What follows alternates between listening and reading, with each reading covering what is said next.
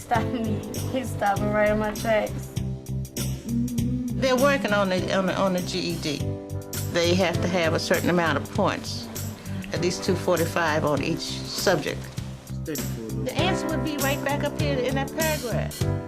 He used to get an attitude with me when he first came here because I stayed on his case. Sometimes people like me need people stay on my case, keep me in the right direction. We're here to give a lot of nurturing. We're here to give a lot of advice.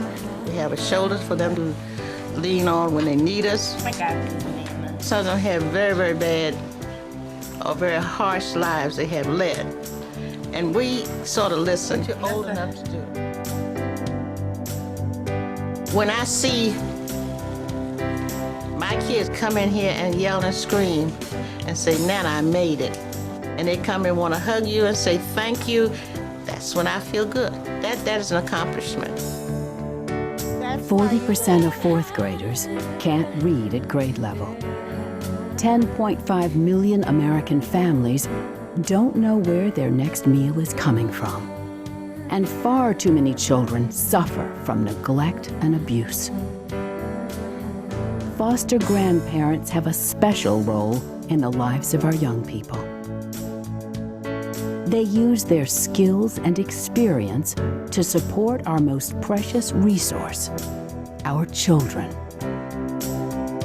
I don't know, some kind of magical, mystical intuition that a grandparent has. They can just tune in immediately on a child's need. And our children have multiple needs. Grandparents just somehow have a way of understanding that child's needs, talking to them, and making them feel good about themselves. I don't know how they do it.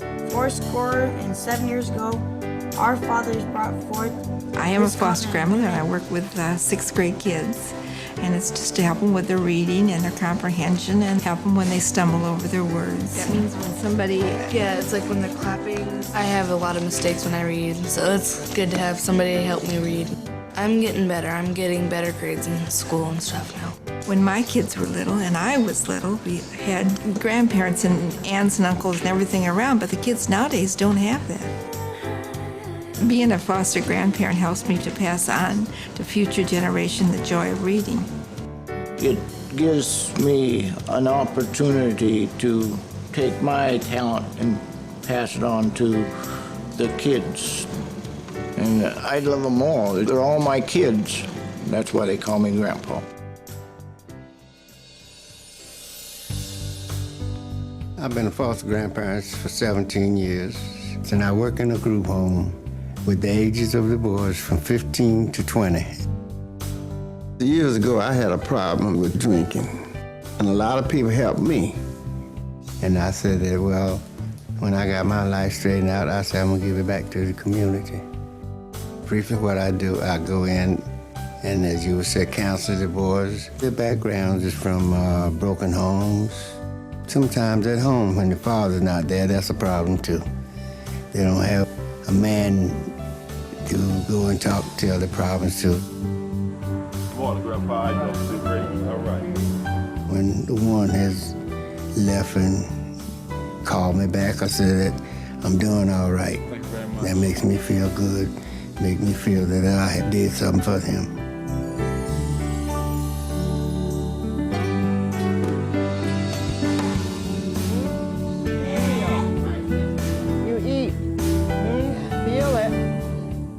I've been a foster grandmother for 8 years. When I first came in, I looked at the whole school, children, and I said, oh, no, you know, even after being a nurse. But then once you get into your classroom, you get to know those students, the children, and nothing will make you move. When I first saw JC, he really wasn't doing anything, and he couldn't walk. He was just, his knees was bent. Let's go. So you have to stay here because you see the progress, you know. Say, good boy, come on. The program is a beautiful program.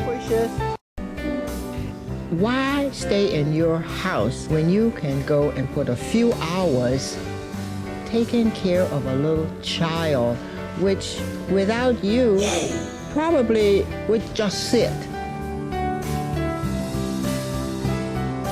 And when you see the progress you have made, maybe a year, oh, you're so proud of that, and you're proud of yourself. You said, I did it. I think every person, a senior, they should volunteer because there's so many things out here that need help.